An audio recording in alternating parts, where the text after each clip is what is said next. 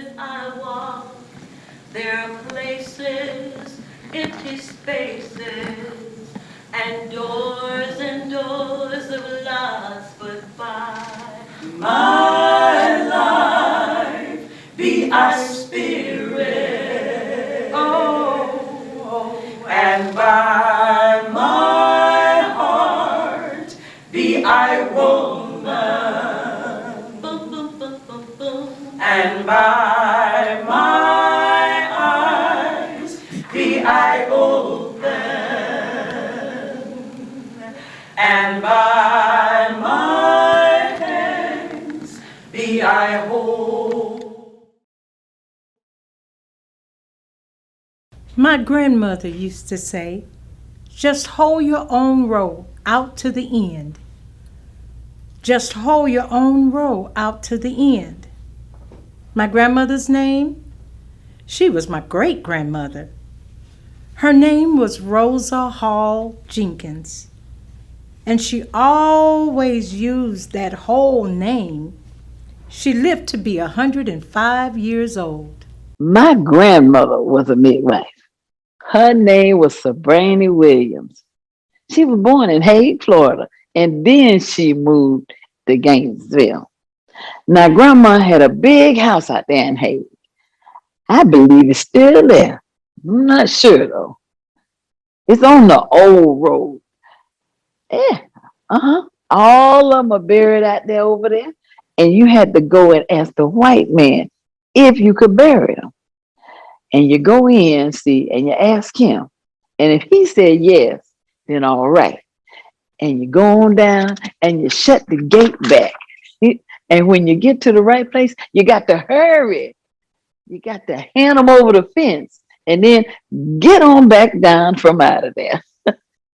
Oh, but they had a funeral for Grandma back there in 1940. Oh, yes, they did. They played out their little hearts.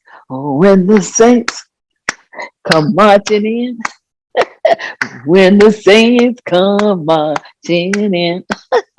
Oh, yeah, you know, some was on this side of 6th Street and some was on that side. And we went in between them to bury Grandma. Grandma is buried right up there on that hill. Mm. My great grandmother told me they brought her and her daddy. That's all I remember her saying about her father. I don't even remember her mentioning her mother, but she said they were brought over here from Africa to a plantation in Beaufort, South Carolina. She told some of the things that they had to go through. She said she was a seamstress, and of course, other races took advantage of a lot of the colored women. And then, when the North came down to free them, the slaves, I asked her, "Did you want to be free?" She said no, because you had to make so many decisions on your own. You had so much to worry about. You would have to worry about a place to stay, the food you ate. And she said her missus didn't want to let her go. But they told her what would happen if she didn't, so she did. And then they were free. And then I asked her, I says, she would tell me about the silver and everything they had. And I said, well, why didn't you take some? And she said, no, I didn't want to steal. And she said, when they were freed, they lived in tents, and then the sailors would come off the boats and would want to try to get fresh with their children in the tents. And she had to watch over them with a butcher knife. My great-grandmother was a very smart woman. She was an inspiration to my mother, and she was an inspiration to me. My father was half Indian, half Yankee. Mm. He was a Yankee, his father was, and his mother was a full-blooded Indian. She died at the age of 35, had 8 children when she died. But I remember my granddaddy on my father's side. You couldn't tell him from a white man. His original home was up in Asheville, North Carolina. That's where he came from. He stole a squaw and came to Florida. That's what they call a young Indian girl. I was born in Greensboro, North Carolina, but I was raised in Rochelle, Florida, near Gainesville. I can remember the most important thing in my mind was the family unity we had. They were all concerned about having a happy family life. We planned entertainment together, and there were times we would even have programs together at night where everyone would take part. My sisters and I would sing a duet, and maybe the boys would recite. I was born in Edgartown, Florida. My great grandmother was a midwife, and my mother left Gainesville and went there for me to be born so my grandmother could take care of her and me until she was able to be on her own. I was born in Port Royal, South Carolina. My mother raised us by herself, the three children. She wasn't making much, but we had a lot of love. And my great grandmother was a slave. I was born in Newberry, Florida in 1915. My daddy was a sharecropper, and my mother was a midwife. I used to go out with her and help her catch or deliver the babies. I hate to say how long back it was that I was born, but it was the early 1900s and I was born in Atlanta. And the unusual thing about my birth is that my husband was born around the corner from where I was born, and our mothers had the same midwife. I was born in Levy County in a little place called Eden, Florida. My mother died when I was 2.5 years old, so my father brought me and my brother over here to Gainesville to live with my uncle and aunt. I was born in a little place near Hosford, Florida in 1909. Well, my daddy worked in the logging business, cutting trees for lumber, but Ma, she did not do anything. No, not as long as she lived. Well, she goes to church. I had 3 brothers and 9 sisters. When I was a kid, Mama said, now she told me this, she would bake pies and I would not eat the crust. I would eat all the filling out of the pie and leave the crust. Daddy got to calling me Old Pie Crust. That's where my nickname came from, Pie Crust. I love pies still. I eat the crust now, yes. I eat the crust now. My mother was a maid. She worked for one lady for 25 years, a Mrs. Smith. She did not want me to do what she was doing. They were underpaid and the hours were long. And I sit now and wonder, how did she make it with what she was receiving? And I think her pay was like $25 or $30 a month. And she worked. She did the cooking and the cleaning, everything. But she enjoyed it because the lady was a very good lady and she had a lot of interest in us. She had a very deep interest in her family. And I think that is one reason she stayed so long, because she went beyond just being a maid. My father was a cashier at the First National Bank. He came here. We had a wooden courthouse. He landed in town. He came straight from England. He had a high silk hat and a lavender shirt and a frock coat and striped trousers. His brother was a county surveyor, and he could not get him out of town quick enough because he was afraid the people would think that the circus came to town.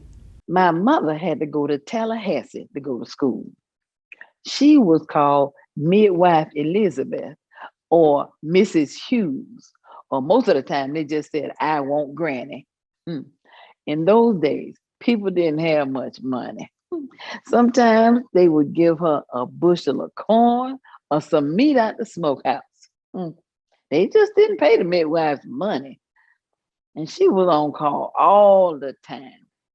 I didn't like it because I had to get up and help her put her shoes on because she was so large. I could wake up quicker than any of the rest of them. She wanted me to take out after her and go out and catch babies, but I didn't like the job. Oh yeah, she delivered babies, and I helped her hold a lamp so So, when the babies was born, she used to deliver white babies too, if they wanted her. Sometimes she had so many babies to catch, she didn't have a chance to go back.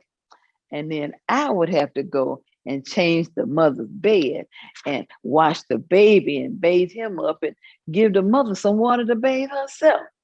And she had to go back until the cord dropped. I learned the practice, but I still did not like it. Gainesville ran up and down Main Street. At that time, Gainesville was a wild place. In those days, there was a saloon on every corner. It was really a pioneer town. In those early years when we had the old courthouse, the whole courthouse square was covered with tremendous oak trees. On both sides of the street, all the way around the square, they had huge trees and it was beautiful. The whole street was shaded and it was a gorgeous situation where you could just really feel like you were actually in the woods more than you were in the downtown area. The original Gainesville went down as far as the post office, then west to 2nd Street, and then up to North 5th Avenue, and then over to the Sweetwater branch. Then it was extended a mile out. Ever since, it has been extended, and I think that we're going to Newberry. But the northwest section was where most of the blacks were, and you had old families like the Morels and the Days and the Metzes, Daphne DeWall Williams. All of these people were old homestead people. The Chestnuts, Perkins, Smith, the Aquin Jones, Ayers, and the Hindleys, and quite a few more that I haven't mentioned. I might have been 9 or 10 when we moved to Gainesville. The 5th Avenue area was nice and quiet back then. They called it Old Seminary Lane back in those days. We would go from Grandma's house back to my house and then to my aunt's house. All I had to do was go across the field to my grandma's. And Haynes grocery store was on the corner of 5th Avenue. So groceries on one side and meat on the other side. Haynes was a reasonable man. He was white, but he was a reasonable man. You could take, say, $1 and come back with more than you do now with $10. Take a quarter and get a nickel worth of rice, a dime worth of pan sausage, and a loaf of bread. And the rock front store is right where Mom's kitchen is right now.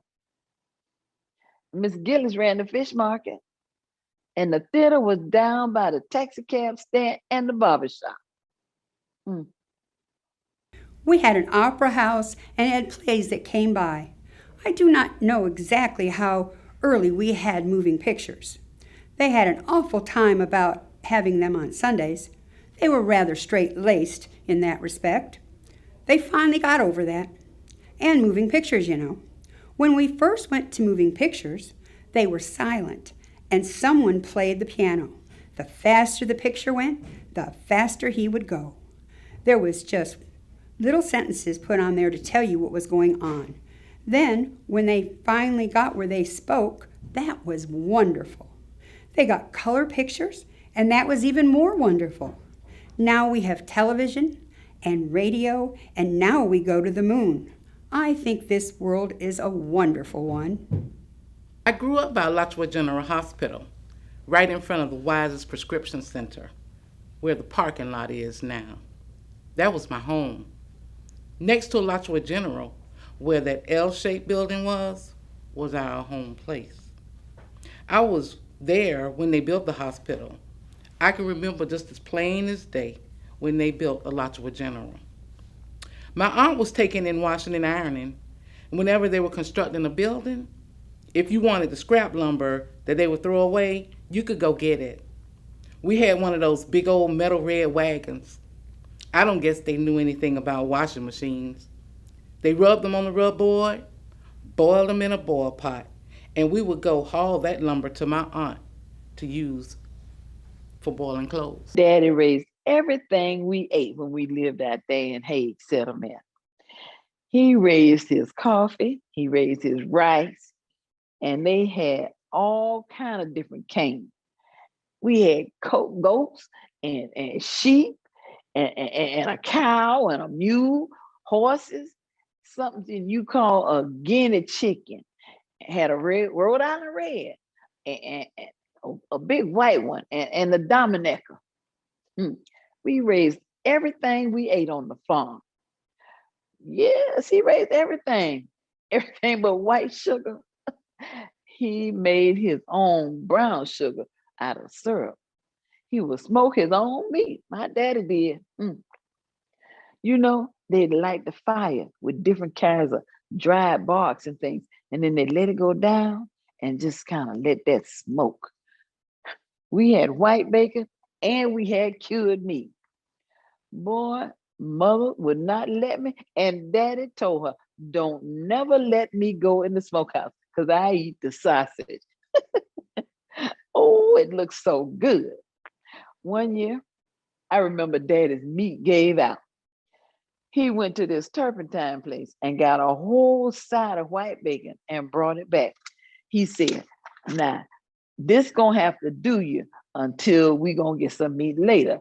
This is what you're gonna have to eat, this white bacon, until daddy can get some more meat. We did not want any of it. We did not want any of that white meat, and he could not get us to eat it. He was sitting out laughing to one of his white friends up there, and his friend said, well, how are you getting along with your meat, old Uncle Ben? Papa said, well, my meat gave out, and I went and got some white bacon, but my children would not eat it. So I do not know what to do with that meat. I guess I'm gonna just have to cook it and give it to the dogs, I reckon. His friend said, well, I tell you what you do. Come home with me and get some smoked meat for your children. I have plenty of smoked meat. You have to give them some meat they can eat. My daddy went home with them, and when he came back, he had a side of meat, a shoulder, and a ham. We would not eat that white meat. My mama taught me how to hunt. Mama liked to hunt, and I used to go with her. I would see her shoot squirrels out of the trees, and I wanted to do it too. When I was about 19, I went into the river swamps by myself.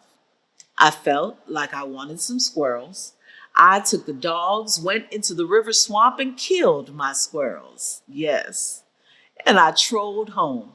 I got in a boat and went anywhere in the river by myself.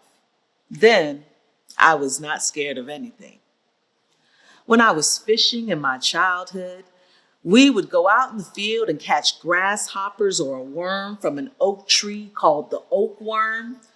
We would also scrub earthworms out of the ground. That was the main bait we would use, and we would catch anything with it. Oh, yes, we used to catch some channel cat that long once. They have a place out there at Noonan's Lake called Palm Point. We had a clubhouse out there. We used to go out there to dances, and also sometimes we had picnics. They had a wire around the swimming pool, so the alligator swam on the outside of the pool and you swam on the inside of the pool. I wasn't encouraged to go out there. I might say I went in one time, but there was a big alligator swimming around on the outside of the fence. I got tired of swimming right away. My Uncle Albert, God bless the dead, he was working at the fraternity house, and he told Mama that the boys wanted somebody to do laundry. We did the laundry for that house. I remember going to the university, picking up clothes, carrying them home to be washed, and taking them back. I had to walk and tote those clothes and then wash them. We had to wash them and we iron them after they were dry, and then we take them back to the university to those boys. That was rough too. We had to put on socks on our hands for gloves, my sister and I. Sometimes we had a bundle for $1.50, sometimes $2.50, sometimes $3. Mm. We washed on a rub board and tied them on a line. We had an old-fashioned iron that sat on a coal pot. And I had to hold it with a thick rag on the handle, so to keep it from burning your hand. Sometimes we had 6 or 7 bundles to wash in a week and then go to school. If I could help somebody as I journey alone, then my living shall not be in vain. As a child growing up, I always wanted to help somebody. See, I was raised in a religious home. We did nothing all day Sunday except go to church. We were taught to treat people as we desire to be treated. All through the Bible, we were taught, help ye one another. I just believe that was the right thing to do. My daddy would go to Mount Pleasant Church, but mother couldn't because she was too dark. Mm. So finally, they got it to where black and mulatto people could go too. And we would go to Sunday school over there. I raised up right there in the Sunday school. But after my mother got saved, she started going to Triumph Church.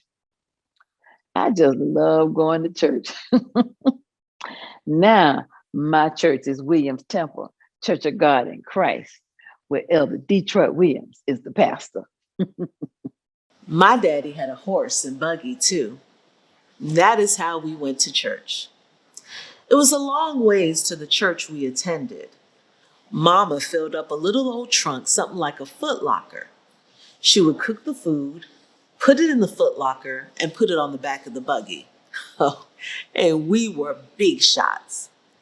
Daddy had a horse and a 2-seat black buggy with red wheels.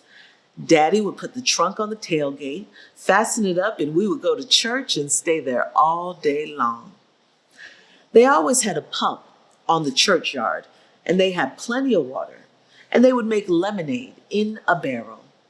Mama did not have so many kids then. There were 3 of us or 4 of us. We would go to church and stay all day long and come back at night. We would pull off our little Sunday dresses and put them away. Mama would do them up the next day and have them ready the next time we went to church. That was the way we lived. A good life. In 1936, I had 35 or 40 Jewish families in Gainesville.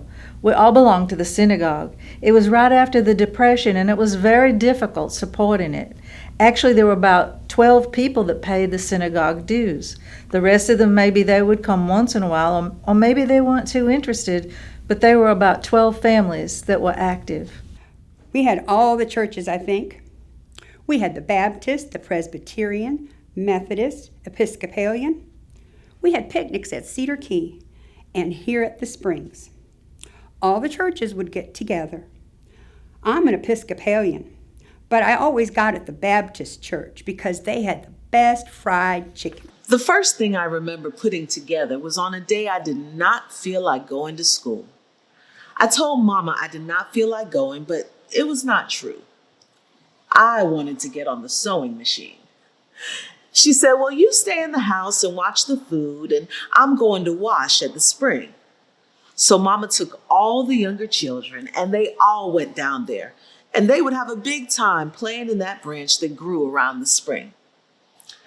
Mother had bought me this piece of material, and I got that material, laid a dress out on the bed, and looked at the way she made it. So I cut that dress out. I made it, and it fit perfectly. When Mama came home, she said, how do you feel? I said, I feel all right. I wanted to tell her, but I was scared to tell her about this dress because she would whoop me. But she did not whoop me. She looked at the dress and said, well, I have a seamstress. I will quit sewing now. And from that time on, she stopped sewing and made me do it all. Every day you went to school and we had to walk. I would say on an average of 8 miles round trip for a day at school. And some mornings it would be so very cold, your feet would be so frozen. You could not warm them by the little wood stove that we had until you sat a while. My mother believed in education, and she always said that she wanted us to go to school and receive more education than she had. So it was one of those things that was a must in her household that you had to go to school. We always got certificates for perfect attendance. The one thing I remember most is the unity between the parents and the teachers.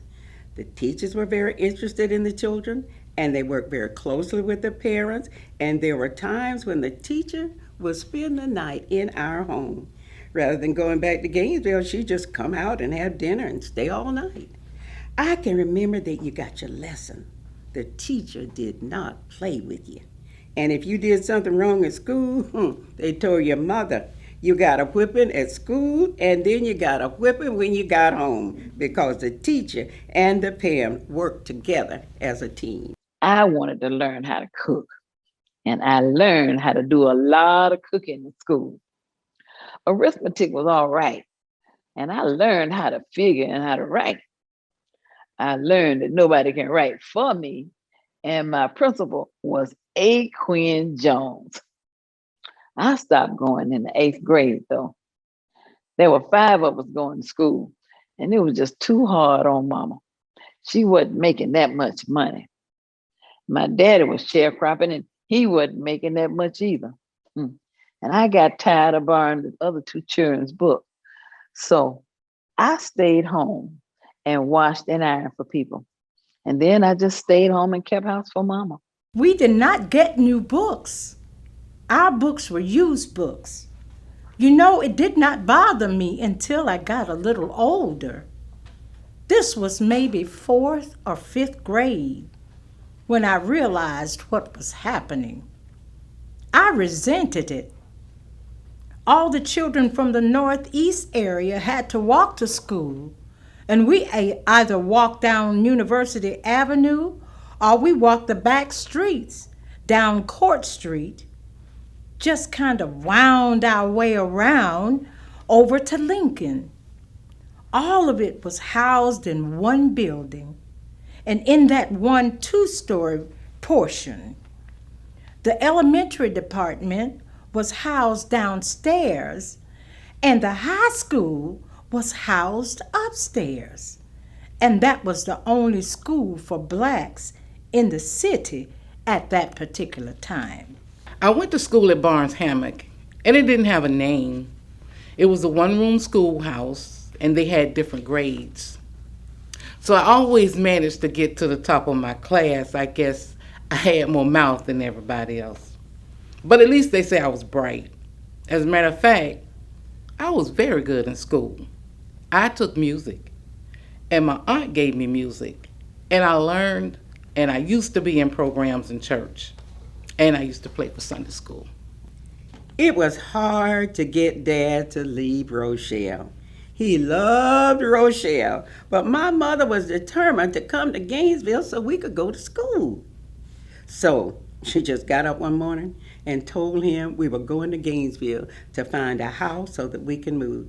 It took them all day long, but when she came back, she said, I found a house, and in the morning we are leaving Rochelle and we are going to Gainesville. And that is how it was accomplished. We lived at 1206 Northwest Church Street. It was right behind that big water tower on 5th Avenue. During that time, the source of entertainment, the source of activity, the source of everything about a black child's life was centered around school and church because you had no other activities outside of this. During those years in high school, we had a quartet, the Lincoln High School Quartet. It was composed of myself, my sister, Pauline Holmes, and Marjorie Stanley, and we would sing throughout the county. From my being able to sing through the 4-H club, I received a scholarship to Bethune-Cookman. April 19th, 1943. We had a class play. And we had a junior senior prom and some of the same things you have now. I was on the debating team, and Mr. T.B. McPherson was the sponsor of that debating team. We even had mocked trials. You walked a tightrope under Professor Jones. He was a stern principal, and he was the type of principal that did not have to open his mouth. Just his presence meant business. And I can remember all he had to do was just walk the hall and fold his arms and look down the hall. You got out of that hall in a hurry. The education we received was excellent, with what the teachers had to work with. We did not know what a new textbook looked like. We got all the old textbooks from Gainesville High School. With no funds, no new material, it was excellent. You see, at the time you had a strong PTA, and they were the church leaders and the minister. Everyone was part of the PTA. The church and the school working together to achieve whatever was set about to achieve. I worked my way through high school. I had jobs. I worked as a domestic in white people's houses in order to get money to buy my books. We had to buy our books. Nobody gave us any books. I worked in the fields and I worked on the shrimp dock. I headed shrimp. I did everything I could to buy books because my mother wasn't making nothing. I had to start working when I was a kid, and when I graduated from Brothers Small High School, I went on to nursing school. And I worked my way through. Nursing school too. I'm proud of going to Grady in Atlanta. The colored nurses stayed on this side of the street, and the white nurses stayed on the other side of the street. Well, the white patients stayed on the other side of the street too. It was segregated. I can remember, I guess I was about 15 years old, and my uncle gave me some money to buy a pair of shoes. I let a friend of mine, that was the worst whipping of my life, push me up to Jack's department, and I went up there and I got these pair of shoes. I'll never forget those shoes. They were brown suede with brown patent leather. I had a tiny little heel on them. I never wore any heels before. So I got them shoes and I carried them home, and my uncle took one look at those shoes and reached up to get a water hose. And he liked to whoop me to death. When he got through killing me, he told me, "You done throwed away my money. In a week or two, your feet will be on the ground." I didn't figure it out then, but after I really analyzed the thing, I realized what he was talking about, because before the week was out, I hadn't walked out the back of those shoes. And he said, "I told you so." So he said, "I should let you go barefoot." He didn't buy me no shoes that weekend, so I went to church that Sunday and was on the program and went running up to the stage barefoot as a yard dog and thought nothing of it. I married Dave Roberts back in 1934. I just had a common little old wedding. I was supposed to marry in the parsonage, but they wouldn't let me. So I married in the church. I stayed with him 48 years and mothered 10 children, raised 8. I had on all white. The church was full, and I married on March 18, 1934. It was on a Sunday afternoon. I had no honeymoon. I had my honeymoon after I was married for 25 years. We married in 1936 in the courthouse. He went into service in 1943 and came back in 1945. He used to tell me about how, your buddy be right beside you, and your buddy get hit, and you try to save your buddy and all like that. I don't think he ever came to grips with all of that, because he got kind of ornery. So eventually we separated, but until he died, we were good friends. I was married 3 months and 2 weeks. I was living away from home, about 12 miles from home. He was so mean that I could not stay with him. I said, shoot, I'm going back to my mama. And I went back home. He had gotten burned, and they took him to Bainbridge, Georgia to put him in the hospital. I would not go with him because I figured that was a good way for me to get rid of him. After I had my own children, I went back at nights to take classes because I felt I needed to know more to be able to help my children. I went to Lincoln. I went to Santa Fe. I was lucky enough at Santa Fe to get enrolled in that counselor aid course, which I liked very, very much. It was another form of helping people. I was fortunate enough to be able to encourage people to stop drinking and encourage people to work on their marriage and try to keep it together and things like that. I really enjoyed it. I did not have anybody. I was single, so I did a lot of traveling. I went to Tampa and worked for Tampa Transit. I stayed there all of 44 and all of 45 just about. Then they got tired of me being off from the family, so Irene and her husband came down there and made me come home. They got me into debt to hold me.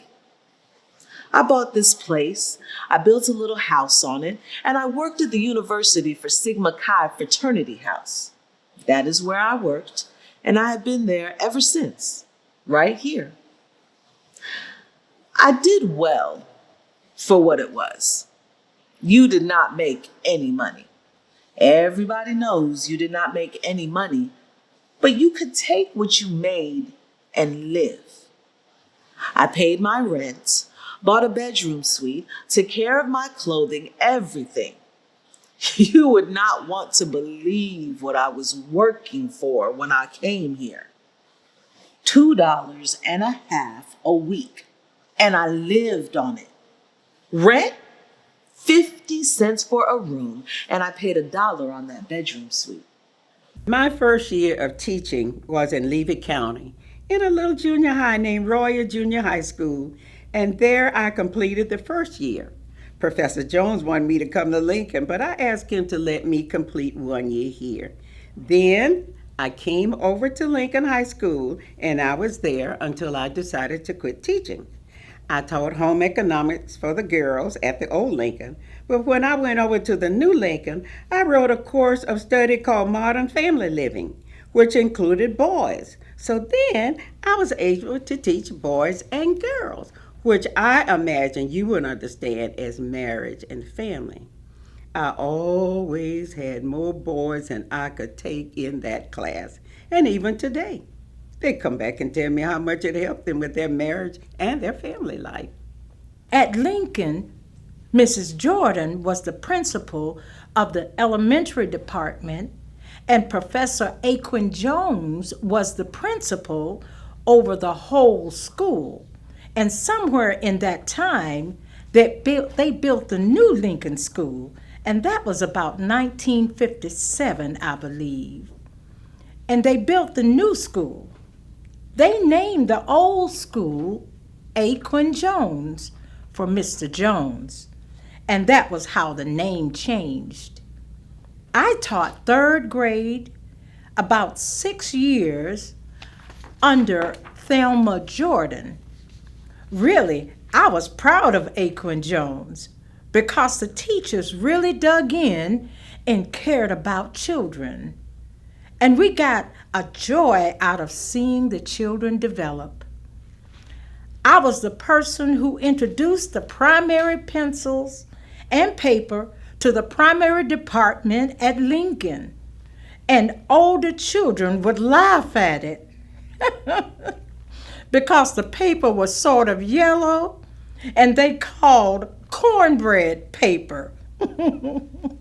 These children were using that cornbread paper down there in Mrs. Roberson's room.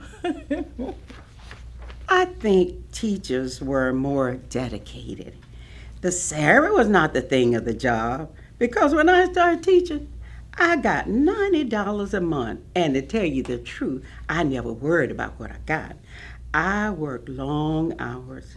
I have left home at 8 in the morning and gone to bed at 2 in the morning, and I enjoyed every minute of it because, see, I had to prepare the meals for the football team.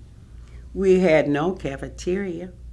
With two stoves, I had to feed them soup in the afternoon when they got here, and I had to give them a hot meal when they left the field. So, you see why I had to stay there until 2 in the morning? On a Friday night, I left my kitchen clean. My kitchen was never left dirty. We had to stay there to clean the stove and wash the dishes, pots, and pans, and then go home. We had to prepare it, serve it, and clean up, in addition to teaching 5 classes all day. I baked the hams. I made candied sweet potatoes. I washed collard greens. We made cornbread. We made the food. I worked at Alachua General. The 3 to 11 shift started the food. Sometimes we had to cook steak, chicken, and fish, and the 11 to 7 nurse, she finished them. And then the orderly washed the dishes and everything. As I recollect, it was 4-bed space for 4 people in each ward. And one ward was for the colored men, and the other ones was for the colored women. And then we would put patients out on the screen porch, And sometimes it would be very cold. We were down on this side, this end, and white people were over on the other end. If they needed you over on their end in that white section, they would tell you to go over there. They ask you, but you didn't just go over there and work. You stayed down on this end and worked. We had only 2 wards and a screen porch. Then sometimes we had to put patients in the hall. All up and down the hall we had patients. We didn't have a black tending physician until Dr. Banks came, regularly. Facilities were always better for the whites, and it worried me for years. But you had to do it if you wanted to work there. If you didn't want to do it, you just go leave and try to get you another job somewhere else. But the latter years, I couldn't afford to do that. I couldn't afford to do that because I had children to raise myself. It was hard. Well, the salary wasn't too good. I remember when I worked at Alachua General for $40.25 a month. And I often wonder why it was 25 cents. What was that for? I had a comfortable life because I had my children trained. The big ones could tend to the little ones.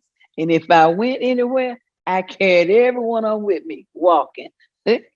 I didn't leave one home unless their daddy was home.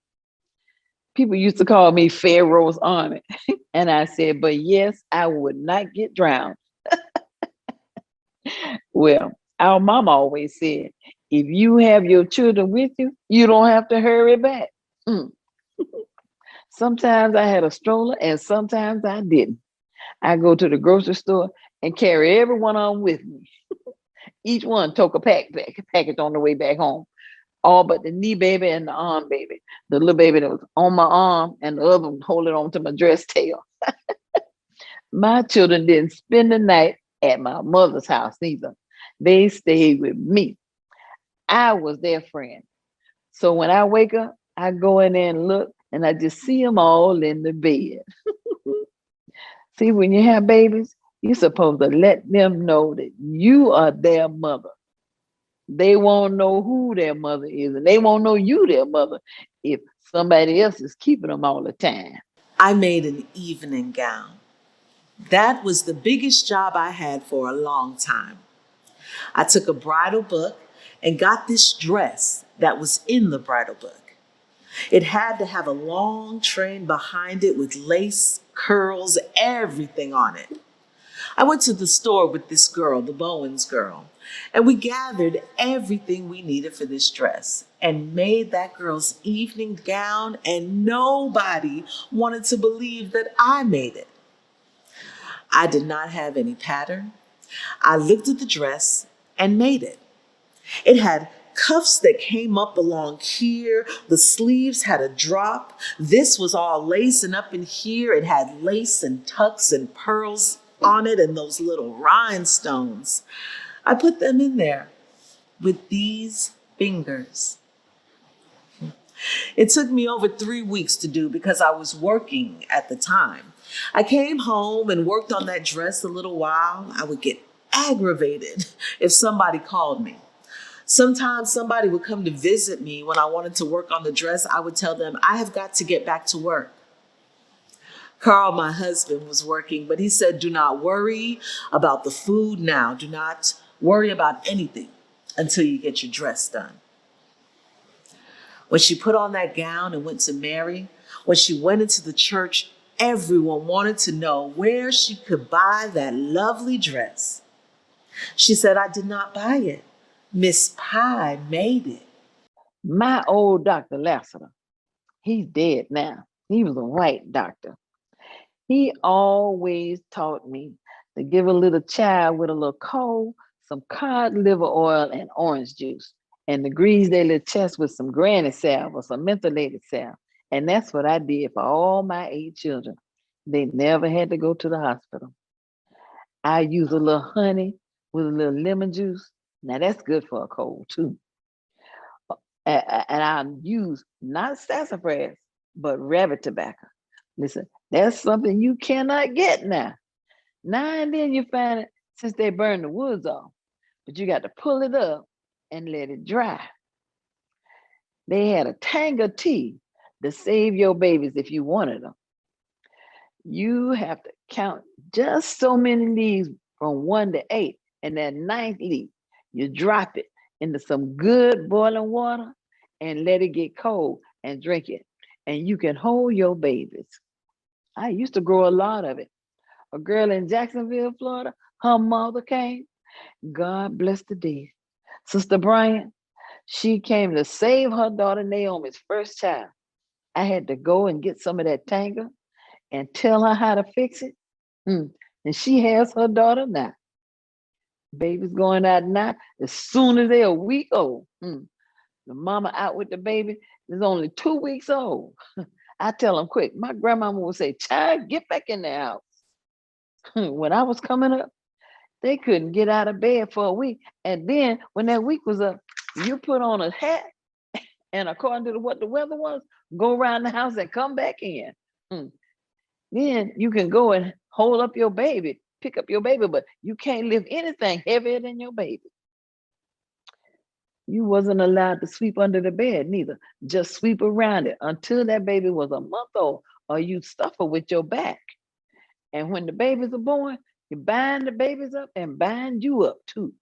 A piece of cloth or big piece of sheet or something to go around the mother. And we had to make little binders to go around the babies. Make sure the baby's back is strong and to hold up that new cord and so it'll be fixed. And you wash the little baby's little clothes by hand if you didn't have somebody else to do it, but no big washing. Now I follow them rules. I don't know about what other people now, but I tell you what, I follow them. After my mother died, I had 5 more children. Miss Alice Lindsay caught them, and I done just what she said. Her rules were just like mama's, and a lot of people didn't follow them up.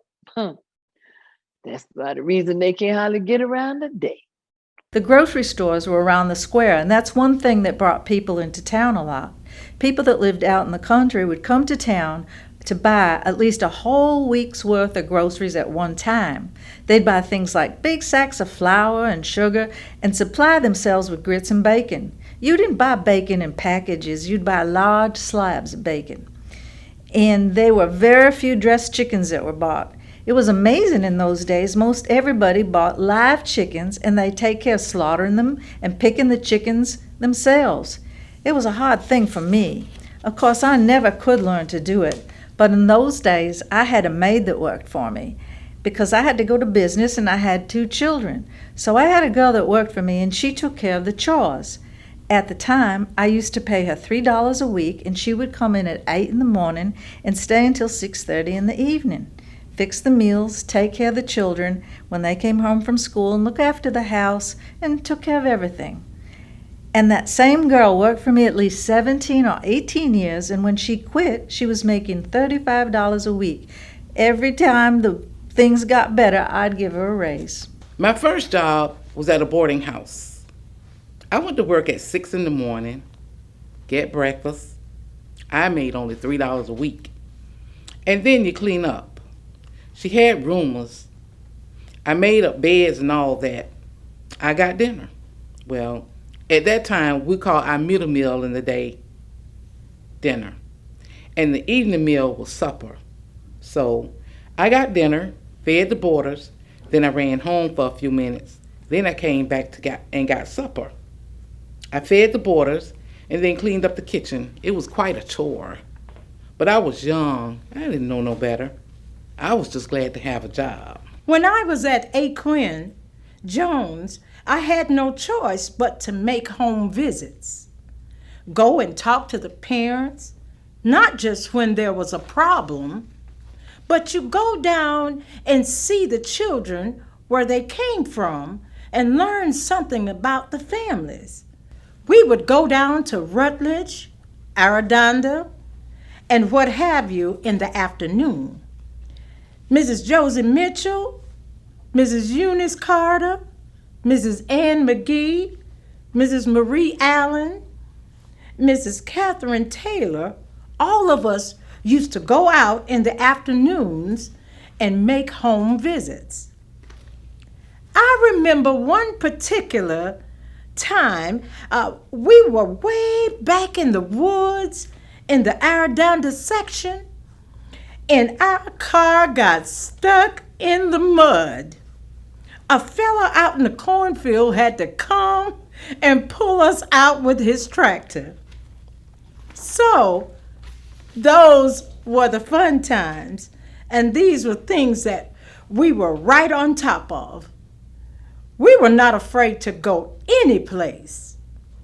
That is, when you learn why children do some of the things they do at school, or why they did not do certain things.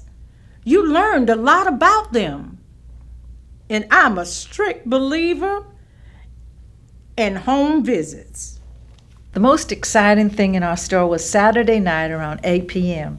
It seemed like everybody was in town and they would congregate in our store, and it used to be like a carnival. People in there buying like they were afraid things were going to get bought up and they wouldn't have a chance to buy. The cutest thing I remember was selling ladies' hats. They used to love hats because they went to church. Everybody went to church. They still do, I'm sure. But they'd wear hats and gloves to church. Of course, we sold a lot of other kinds of clothes, but those things stuck in my mind as the vain things that people like to do when they got a little extra money for treats. You could always go into stores, but you could not try the clothes on. Not in the white fitting rooms. But if you were allowed to try on clothes, they gave you some little dark hole or something in which to try your clothes. Some stores did not allow you to try on hats. I can remember at Wilson's. If you tried on a hat, you had to cover your head with a piece of white tissue and then put that hat on. And many times, I never tried one on. I just said I can wear it. And even today, I think like that. I know what kind of hat I can wear. I just pick up the hat and come right out and come on home. I remember one particular store I did not like to go into. Every time I would go in there, they would rush to meet me at the door like they thought I was going to pick up something. That is the feeling I got when they would want to show me certain clothes. And I remember I do not like red at all, and inevitably they would show me a red dress. And that is not even what I would be looking for. It was kind of an unusual feeling, and yet there was plenty of black people that stopped in there. I would walk out of there several times, and I just decided that it was not the store for me. I had been sewing for other people for many years, ever since I was 17. I sewed for whites quite a bit, but I stayed filled up with blacks so much that I didn't have time to take the whites. In the elementary schools, it was quite a long time before we got supply money. Then one day, I learned that each class was supposed to be given so much money to buy supplies. Chestnuts is where the teachers went to buy school supplies in the afternoon after school. And you know, teachers would get together and talk. Although we were segregated system, they could not keep us from talking down there at Chestnuts. Some of the white teachers were standing behind me in the line at the counter and noticed that I was paying with my own money for supplies. They told me that I did not have to pay, that the school board was supposed to pay for those supplies. I didn't know. None of us black teachers knew. And the supervisors sure didn't tell us. One time a woman came and she met with the nurses at Alachua General Hospital. She told them they could go to the University of Florida and further their education. She told them. I was only black. She told them they could go to the University of Florida. And then she said, Mrs. Woods, you can go to FAMU. Colored people didn't go to the University of Florida. They went to FAMU. That's where you go, she told me. That's where I could go. Well, I didn't go. No, I wasn't going nowhere to leave my children. My children needed the money that I was going to try to further my education with. They needed clothes. They needed food. I couldn't poke something to them and say, this is my higher education, here, eat this. I stayed home and I took care of my children. T.B. McPherson and I.B. Davis and a group of them had what they called the Voters Registration League along then. They came from churches asking people to volunteer, and I volunteered in 1948.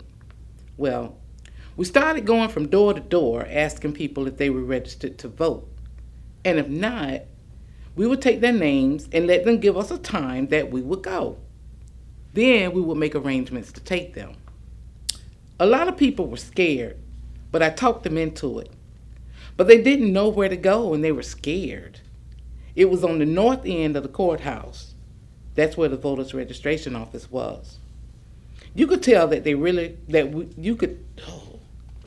you could tell that you really weren't welcome from the expressions on their faces when we came in. I carried in a lot of people, but I couldn't go no further than the front door. If the people knew I was just as scared as they, I probably wouldn't be able to get anybody to go. I was scared too. But I can tell you one thing. If you don't watch out for yourself, no one else will. It's no point in saying that your vote won't count. Your vote will count just like everybody else's. If it wasn't, I wouldn't be trying to get you to go. Sometimes they look at me.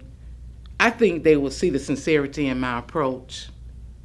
I had a lady one time tell me, you think because you got an education and you could walk down the street and write people up to register to vote that you somebody. I say, well, that's all right. Let's play crazy together. Let's go down and get you registered. And she did. They had another lady one time. Every time she saw me coming, she'd hide. So one time I looked up and I saw her standing at the kitchen window. So she said, here comes that little old woman. What she want? So I walked up and knocked on the door. She said, who is it? I said, it's that little old lady. What she want? I said, you come on out here and talk to me, honey. So she came on out here just laughing down and said, I didn't know you heard me. I said, honey, it don't make a bit of difference. So I got it registered. When I first came here, I wanted to join the women's club. My name was put up by Mrs. Weil, and they turned it down. Mrs. Weil said she'd try to find out why, and they said they just didn't think they wanted to have a Jewish woman in the club. Mrs. Weil was Jewish, but they didn't want to start having groups of Jewish women. Well, at that time, they just didn't understand Jewish women. In those years, even in Miami, there were signs, restricted clientele. They were afraid to accept Jewish people because they just didn't know anything about them. And they didn't know anything about me except that I had a Jewish name. So Mrs. Weil went to bat with the president of the Women's Club at that time. That was Mrs. Nelville. Her husband was also connected with the university. They made a talk before the group and told them they just didn't see how they could have refused to accept a person on account of their religious belief. And they said if they knew me, they would like me. So they invited me to the club, and then I got acquainted with all the ladies. And they saw I wasn't any different than they were, and they accepted me just beautifully from then on. And from that day on, there was never any discussion about accepting a lady, no matter what her religion was. I became a member in 1936, and I was always an active member on the executive board of the Women's Club. When integration came along, I have had white people to tell me, don't put your black hands on me. I tried to talk to them because I had their medicine to give them, and they said, what school did you go to? Do you have an education enough to give me medicine? Boy, you don't know. You don't know. Well, I took it because I had 4 children to raise. I wanted to be one of the best teachers, and the result was that eventually I became the first black teacher to be sent to an all-white school. In 1968, I began teaching at Kirby Smith. I was received very well, but I want to go to this particular person that was standing at my classroom door. I saw the principal and this lady, not very well dressed, standing at the door. And unless someone called me, I did not go to the door. I kept on teaching my class. Later, Mr. Hunter, he was tickled about it, called me into his office and told me she was concerned about you and she wanted to know if you finished high school. And I had. He assured her that I had finished high school, and that summer I worked at the University of Florida. I was qualified, and I had a master's degree. Well, there's a saying, if you're black, get back. We're not supposed to have anything. No way. As far as some white people are concerned, that's just my feeling. No one complained. I guess no one stood up and put up a fight. They just accepted it until Martin Luther King decided that this is it. Someone should have decided this a long time ago, but I guess no one had the nerve with so many lynchings and killings, and you were dared to speak up. So I guess it was just fear in people that this is something we have to accept. And we made the best of it. I got involved in the NAACP and the Human Relations Council and that kind of thing, but because I really wanted to see change. I really did not want to see my child come through what I had lived through. A lot of places they had whites only, to drink, to get a drink of water. And when you take children out, they always want to go to the restroom and always want to drink water. And those places were off limits to everybody but Deborah.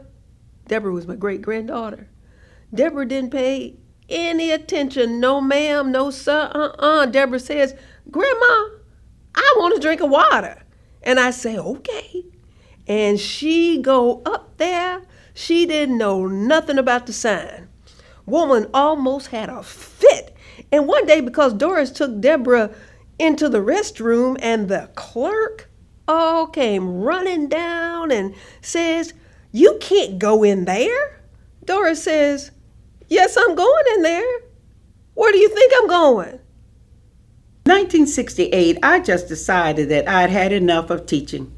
That is when I went into the extension work. I supervised the expanded nutrition program for the county, and there were about 20 women under my supervision. I started off as just the main agent, and they had a head agent, Mrs. Davis. I worked with her until they transferred her to Dade County. When they transferred her, they wanted to put a woman who had not been involved as head of the project, and she did not know what to do. So they called me from the university and told me they were going to put Mrs. Romana in my job and would I help her. And I said, you hired her, you let her find her own way. No, I will not help her. And I meant that. After they saw what I meant, they put me in the position. I was the first black administrative person the extension hired, and it was a job that was not intended for a black person, but there was no way for them to get around it. In 1968, I ran for city commission. I was trying to get something done for our community, and after I did not win, I lost by a small margin, less than 1,000 votes. I still feel good that I had the opportunity to do what I had done. I think I called some attention to some of the problems we had in the black community. Just so many doors were closed to us, and they needed to be opened and receive us and to give us equal opportunity as human beings. It was happening so slowly. And I also worked for the NAACP and the Women for Equal Rights. Every place I could work to open doors so black people in the community could actually become a functioning part of the community. I was aggressive in trying to do that kind of thing. I walk the picket lines every day, praying to God, don't let nobody hit me. When Still in Those came down from Atlanta in the SCLC and was training in nonviolence, I didn't see myself down on no pavement to keep nobody from doing something to me. I didn't see myself doing that. So I got out of the line and I told Still in them, look, I intend to fight the fight. My parents would have fought, but I don't see myself down there. I wasn't born a slave. I was born supposed to be free, although I'm not. As long as nobody hits me, we're going to get along fine. But if they hit me, we're going to tell it on the judge. I picketed on University Avenue all the way down to the Coffee Pot. From the Coffee Pot all the way to the Plaza, Windjammer, bus station. We went to Arch and picketed a bar there. And I thought we would get clobbered that day. Boy, rednecks come out and looked at us like we were something they drug out of some garbage bin or something. Clubs and all that stuff. Boy, me. I didn't know what happened to the fear I had. Every day I walked that picket line, I had me something in a brown paper bag. A knife or an ice pick or something. I did. Because an incident that happened where Leon and them went to the Coffee Pot and they poured the hot coffee on them right on University Avenue across from Bell Telephone. They went in and ordered a cup of coffee and they took the hot coffee and poured it on them. 1965. We marched from University downtown there. Believe it or not, Reverend Duncan of the First Christian Church. Well, anyway, he marched with them. I got up there and I got by the curb. Being short, I couldn't really see what was happening. So finally, I pushed my way through the crowd enough to where I could peek. And they were picking them up and putting them in the patrol car. And Reverend Duncan pulled me back and he said, "Savannah, we don't want a riot. If they pick you up and put you in the patrol car, there's going to be a riot right here." Well, I didn't go out there. And later, John and all those from Tallahassee came over, and I told them I was marching too. But they didn't arrest me. And they said, "Yeah, Savannah, you know why?" He said, "Because they don't want Gainesville tore up." Everybody got arrested but me. The summer of 1968, I had questions, but I did not get the right kind of answers. That summer, my principal and Mr. Talbot, the superintendent, decided that I would be the person that would go over there to Kirby Smith. And I had been busy working at the university all that summer in this class. So, when I heard all the teachers had received their letters as to when school was opening and their assignments to classrooms and what have you, I had not received one from my principal, Mrs. Jordan, and I was really concerned. So I called her and asked, "What happened to my letter? How did I not get my letter stating when school was going to be open and everything?" And she said, "Oh, has no one told you?" And I said, "Told me what?" She said, "You're going to be at Kirby."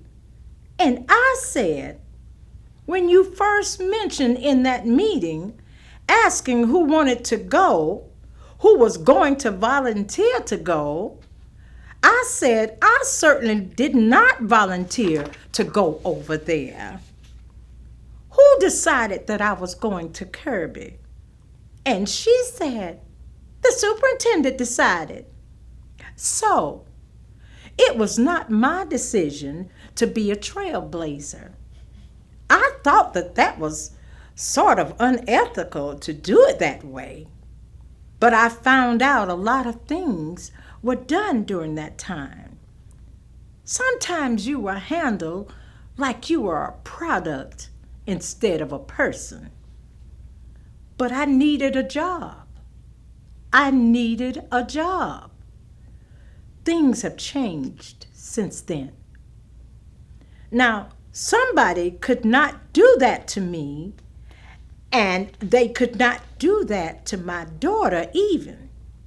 But then you were happy to have a job. Lincoln still lives in the heart of every child that graduated from Lincoln High School. I think I attended 3 reunions just this summer. There must have been about 5 reunions, and these kids come back still with that love for Lincoln High School. I think closing down Lincoln during the school desegregation was the worst thing that could have happened to this community, because Lincoln was, I don't know, there was something about it I cannot describe.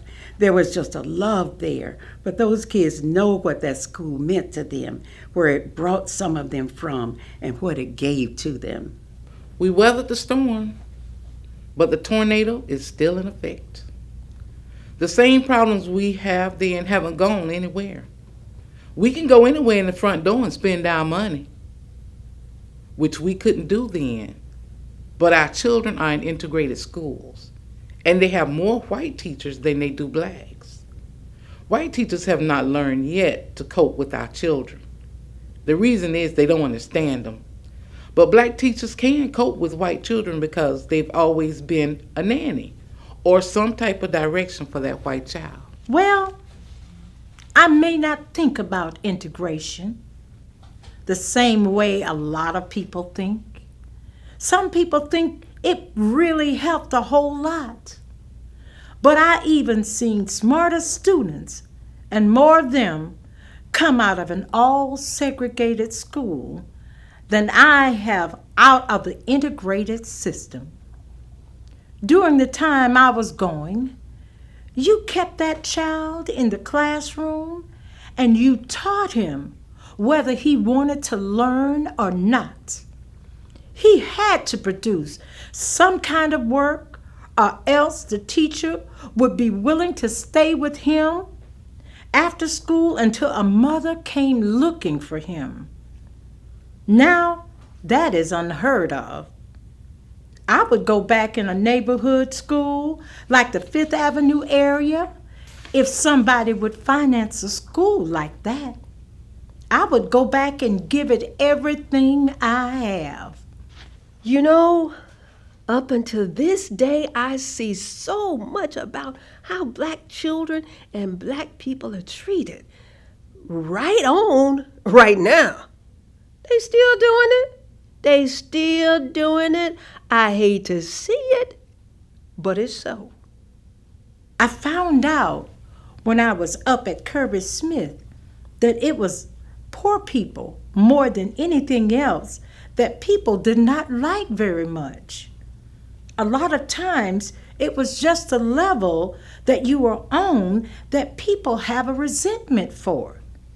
Sometimes they think that this is just a parasite because they are on welfare, not realizing that there are some people on welfare that if they were given a chance, they will get off welfare and they will do well.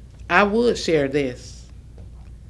In the 60s, I took a lot of chances so that the young people of Alachua County could have a better life than I had.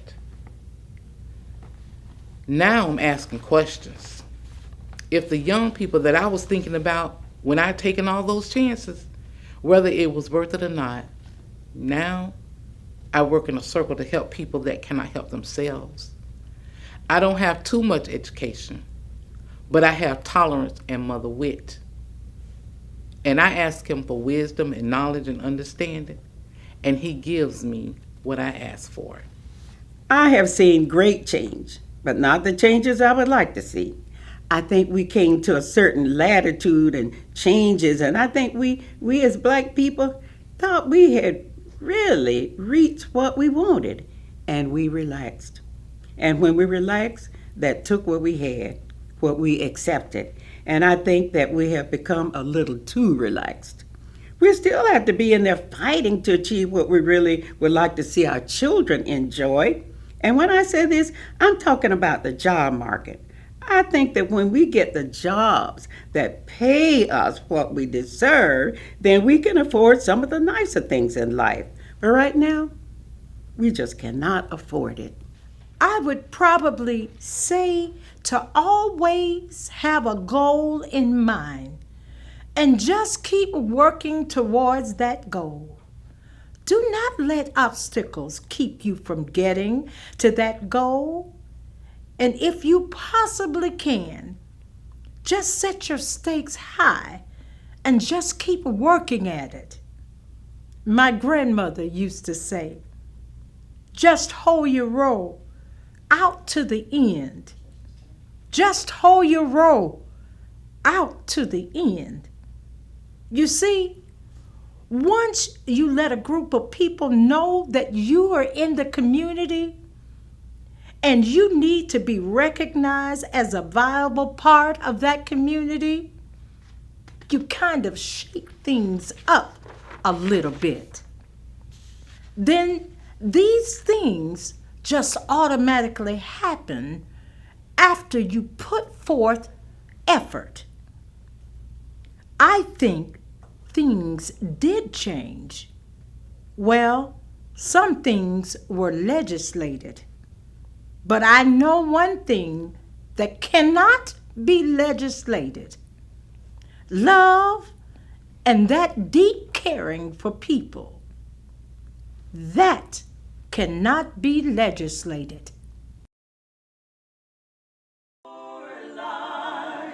Be you spirit, and by your hearts be you women.